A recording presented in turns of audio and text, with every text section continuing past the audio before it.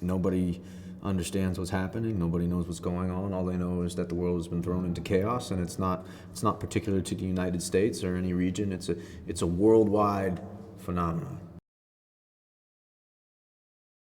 I play Captain Speke, and he's a U.S. Army Ranger. He finds himself happening to be in a military prison in South Korea, and he and his guys have made a home base there, kind of bunkered up, and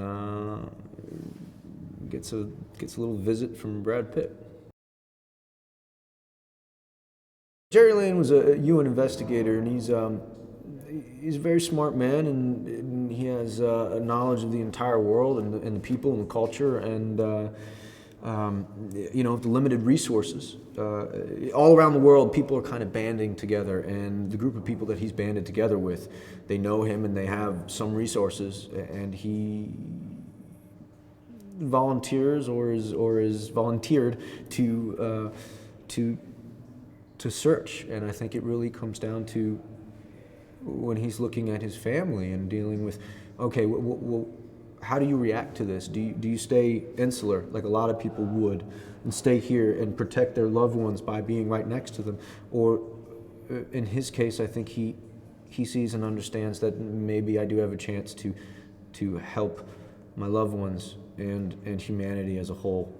And he puts himself out there.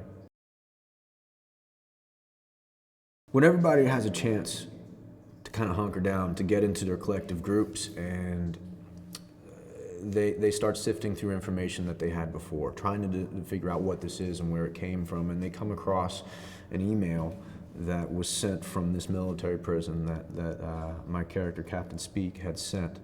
And it's the first known recorded evidence of this virus. Nobody knows what it is yet. But something awful happened here, and it spread. So Jerry Layne comes to Korea to investigate what could possibly be the origin of the virus. It is movie production on a large scale. It's global, it's worldwide, but that's the story. And I think it has to be told in that way. The idea that it's not an insular issue.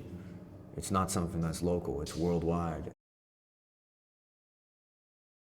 Jerry Layne is played by Brad Pitt, and he's a very talented, focused, giving actor, and it's an absolute pleasure. You know, he likes to laugh, he likes to have fun, and he brings a lot of the ideas to the table, and it's just a good time. It's just a good time.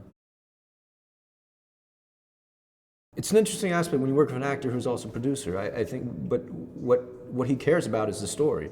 He comes in and he cares about the story and getting it done right, and I think any actor cares about that, and any producer cares about that, and he does it in a very subtle manner. If you didn't know he was a producer, you didn't see the sheet, you wouldn't know, because he doesn't wield that around. What he does is he comes in as an artist, as a caring artist, and wants to sit down and talk about the story and talk about the script and talk with the director and make sure everyone is comfortable. And I think that's one of the most fascinating things about Brad, is that he has the ability to make everyone else around him comfortable. He's not taking care of himself. He wants to take care of everybody else. And it's very selfless, and it creates a positive work environment.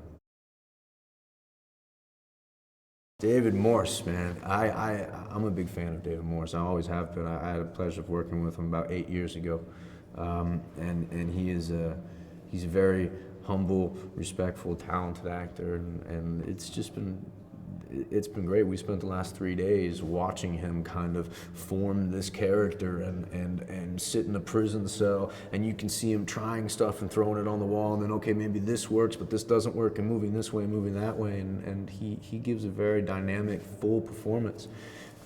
And then on a moment's notice, he can cut it, turn it around, and make it so small, so internal, so truthful. What's great about Mark is he understands the dance. I mean, this is such a technical film, And you know, we might be sitting here right now doing these scenes, talking to each other, which is easy. That's the easy work, to figure out, you know, the basic fundamental acting exchange of talking and listening and back and forth and exchanging of information. What do you want? What do I want? And he is able to be a director and a choreographer at the same time. And also, he's unflappable. He's just calm. You never see him sweat. He's a very artistic man, and he can shoulder the load, and it's a big load. It's a big movie, and there's a lot of pressure, and he handles it. It's very admirable the way he works. What I think people will find so frightening is that, well, oh no, there's something that's actually tapped into reality here. I want you to go home and think, well, wait a minute, that could happen. That could happen. And if it did happen, that actually is going to be the way it's going to go down.